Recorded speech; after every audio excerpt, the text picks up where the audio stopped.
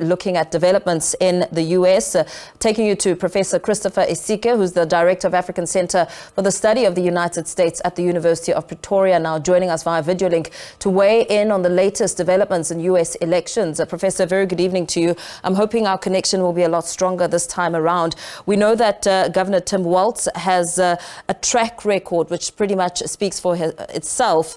What's your reaction to Kamala Harris's move to have him as a running mate? Well, I was saying that he was a safe choice in that he an experienced governor of Minnesota, and what he brings to the table, stability. He comes from an important state, maybe not as important as Pennsylvania in terms of the electoral vote value that Pennsylvania would have gotten them if they went with Josh Shapiro, the governor of Pennsylvania. But Tim Walz aligns very well. So apart from the chemistry between himself and Kamala Harris, the alignment in policies between both of them, and the fact that he's a white male, very experienced, ordinary, typical American, was a high school, teacher, social studies teacher, and a football coach in a small Minnesota town. He served for 24 years in the Army National Guard and has done a lot to put policies in place that align with what the Biden-Harris presidency has stood for the last three years. Yeah.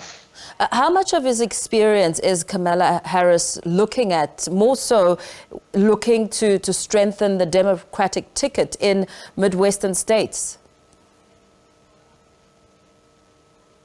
It's very important because Minnesota is a big Midwestern state, close to Wisconsin, Michigan, which are all important states. And remember that there were a lot of Democrats that were already testing that, if Shapiro was chosen, then, for instance, they would lose Michigan, which has a lot of youth votes that tend to stand with Palestine, and because of the Jewish, descent of Shapiro, it was feared that he would be very, very hard on Palestine, and he walk away from Kamala Harris, who has stated that she cares for what happens in Palestine, even though she also stands with Israel. So he comes with a lot of experience in governance. He's in his second term now as governor of Minnesota, and that kind of stability that he brings is important. And like I said, he's a white male, and Americans would want to see, the experimentation with a first woman, African-American woman president, but also the satisfaction of having a white dominant, if you like, strong male behind her, someone that is very American in all facets of the world, compared to another experimentation with the first Jewish president and first Jewish vice president and the first African-American president. For some, maybe people who are a bit conservative, even on the Democratic side, would have been a bit of too much experimentation. So this is a safe choice for Kamala Harris and the Democratic Party. Polls so far have consistently shown a tight race between Harris and former President Donald Trump. President Joe Biden has also weighed in on this, calling the Harris-Walz ticket a powerful voice for working people and the middle class. What does this now mean for Trump that, with Walz now coming on board and the tight race we've seen so far? Well, I think the idea for the Democrats was to ensure that they kept their excitement alive. They do not dampen it in any way, much as Shapiro would have been able to get, moderate Republicans and a lot of independents, especially white voters, on the Kamala Harris side.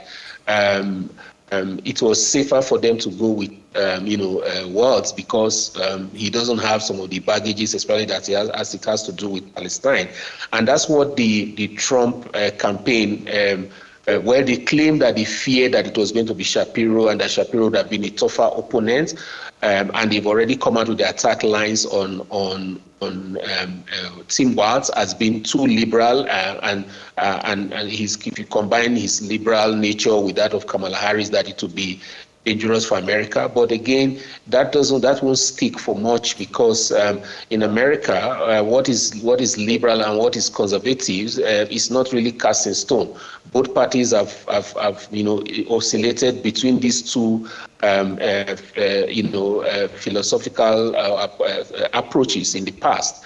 So it's neither here nor there, and Tim Walz has come out with very strong arguments about what it means to be liberal and what it means to be free. If the party of liberty that is supposed to be the Republican Party are now encroaching into women's life, determining for them their right to choose, what to do with their reproductive rights, or deciding for schools what to teach children. That means it's not a party of liberty as they claim. So, and these are some of the things that Governor Walz has done in Minnesota.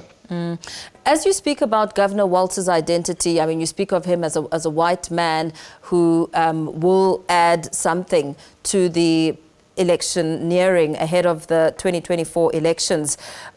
We then look to the significance of racial politics here, of identity politics, more so looking at what former President Donald Trump had to say a few days ago, questioning Harris's racial identity. Is she black or Indian? Saying that she's using the black card to her advantage for politics. How important is that sort of identity in this race?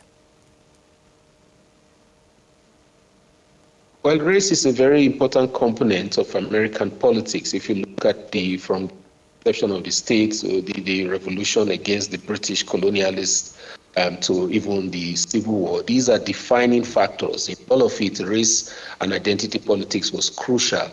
I've said before that if Trump had someone like Tim Walz or Shapiro or any white male contesting against him in 2016, he would not have won that election at all. The fact that they had just experimented with an African American for 8 years played into the fear of another experimentation with a woman for the first time. So sexism is also another component of American politics. The fact that the country of the free does not think it's right for a woman to be president of the country.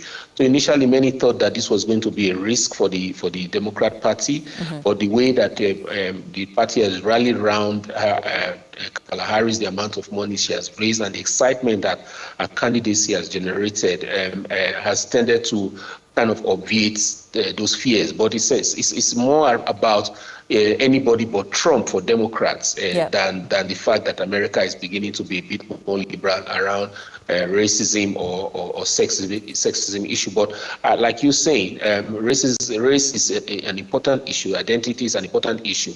But someone like Trump shouldn't be the one complaining, because different times in his life he purported to be Swedish, he purported to be Irish, German, and then eventually, American. So you can be Indian and African, and you can choose to oscillate between any of these identities. It's all well and fine in America. Very well. Thank you so much for weighing in on this discussion, and thank you for your time this evening.